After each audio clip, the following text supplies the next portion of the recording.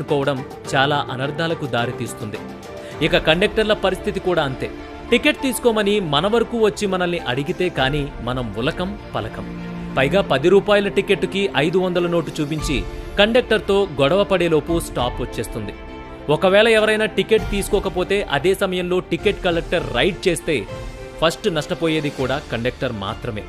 అలా 3 సార్లు కనుక టికెట్ రైడ్ జరిగి టికెట్ తీసుకోకపోతే మొదటగా కండక్టర్ను విధుల్లోంచి తొలగిస్తారు. ఇక చిల్లర విషయానికొస్తే టికెట్ ఇచ్చి మిగతా చిల్లర దిగేటప్పుడు తీసుకోమన్నా బద్ధకమే మనకు.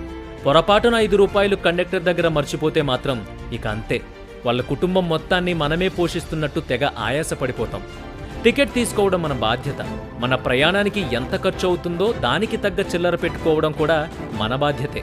ఎందుకంటే రోజూ 100 మంది కాళ్లు తొక్కుతున్నా, బస్సు మధ్యలో రాడ్డుకి ఆనుకుని వెన్నెముక కరుక్కుమంటున్నా పాపం వాళ్ళు ఆ 10-15 వేల జీతం కోసం అన్నీ తట్టుకుని ఆ ఊగే బస్సులో మోకాళ్లు అరిగేలా మన చుట్టూ తిరుగుతుంటారు. ప్రభుత్వాలు ఎలాగూ ఆ ఆర్టీసీ కార్మికులను అర్థం చేసుకోవడం లేదు. కనీసం మనమైనా ఆ డ్రైవర్ అన్నలకు, కండక్టర్లకు కొంచెం ప్రశాంతతనిద్దాం.